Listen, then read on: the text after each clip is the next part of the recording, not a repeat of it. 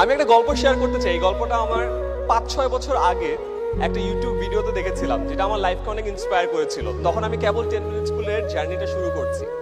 আপনারা তো সবাই উদ্যোক্তা হতে চান, রাইট? উদ্যোক্তা হতে চান তো? ইয়েস। তো এই গল্পে বলে একটা স্পেশাল গাছের কথা বলে। এই গাছটার নাম হলো চাইনিজ ব্যাম্বু ট্রি।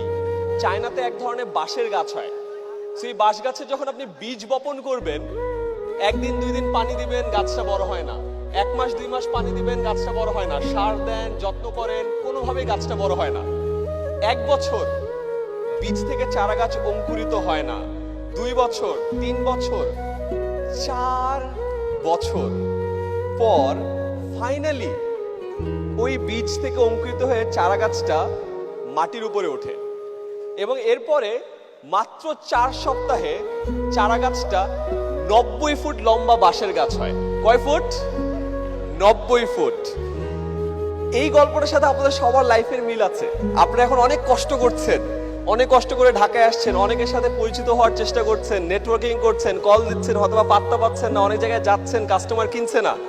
মনে রাখেন, আপনারও বীজটা একটু অঙ্কুরিত হতে টাইম লাগছে। ওই যে 4 বছর একবার করে একবার যখন ওখান থেকে বের হবেন, 4 সপ্তাহে 90 ফুট এই স্টেডিয়াম পার হয়ে যাবেন।